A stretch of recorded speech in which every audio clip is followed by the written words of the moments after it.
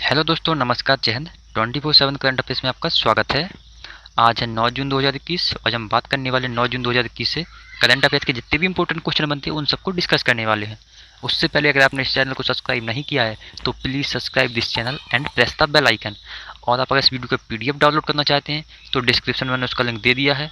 आप वहाँ से इस वीडियो की पीडीएफ को आसानी से डाउनलोड कर सकते हैं। तो चलिए स्टार्ट करते हैं आज का वीडियो।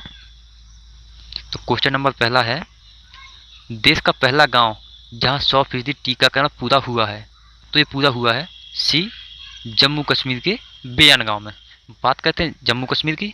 तो जम्मू कश्मीर की राजधानी है श्रीनगर, जो कि ग्रीष्मकालीन में होती है, और दूसरी होती है जम्मू तवी, जो होती है शीतकालीन में। बात करते हैं वहाँ के उपराज्यपाल की। तो वहाँ के उपराज्यपाल हैं मनोज सिन्हा। चलिए बढ़ते हैं अगले क्वेश्चन की ओर। क्वेश्चन नंबर दूसरा है, किसने जानवरों को लगाई जाने वाली प्रथम कोविड-19 वैक्सीन बनाई है। तो ये वैक्सीन बनाई है सी, रूस ने। तो रूस ने हाल ही में जानवरों को लगाई जाने वाली पहली कोविड-19 वैक्सीन बनाई है। बात करते हैं इस वैक्सीन का नाम क्या है। तो इस वैक्सीन का नाम है कॉर्निवाकोव। बात करते हैं रूस की राजधानी। तो रूस की राजधानी है मॉस्को, वहाँ की मुद्रा है रूबल, और वहाँ के राष्ट्रपति हैं पुतिन। जानते हैं अमेरिका के बारे में। तो अमेरिका की राजधानी है वॉशिंगटन डीसी, राष्ट्रपति हैं जो बाइडन। चलिए जानते हैं इजराइल के बारे में।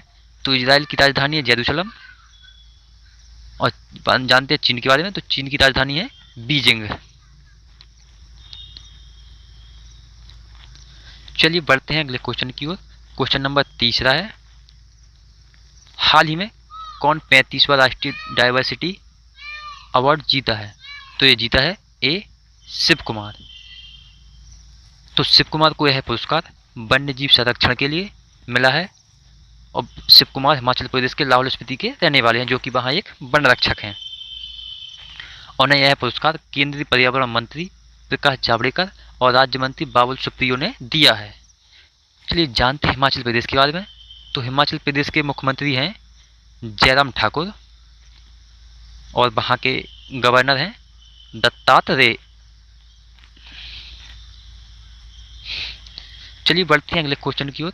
क्वेश्चन नंबर चौथा है, किसने 15% के न्यूनतम कॉर्पोरेट टैक्स के सिद्धांत पर सहमति बनाई है। तो ये बनाई है सी, G7 ने। बात करते हैं G7 की। तो G7 विकसित एवं उन्नत अर्थव्यवस्थाओं वाले देशों का समूह है, जिसकी स्थापना 1975 को फ्रांस में हुई थी। बात करते हैं G7 देशों के बारे में। तो G7 के देश हैं America, France, Britain, Italy, Japan, Canada और जर्मनी। चलिए बढ़ते हैं अगले क्वेश्चन की ओर। क्वेश्चन नंबर 5 है, किसे टीएमसी का महासचिव बनाया गया है। तो ये बनाया गया है डी, अभिषेक बनर्जी को। बात करते हैं अभिषेक बनर्जी की।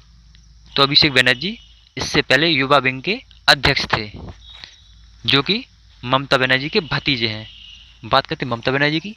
तो ममता बनर्जी ने तृणमूल कांग्रेस की स्थापना 1 जनवरी 1998 को की थी, और मौजूदा समय में ममता बनर्जी बंगाल की मुख्यमंत्री हैं, और वहाँ के गवर्नर हैं जगदीप धनखड़।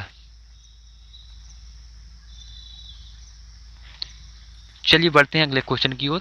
क्वेश्चन नंबर 6 है, किसे classic Mrs grand universe India 2021 को अवार्ड मिला है। तो ये अवार्ड मिला है बी, शशिलेखा नायर को। तो शशिलेखा नायर को यह अवार्ड मिला है। बात करते हैं शशिलेखा नायर की।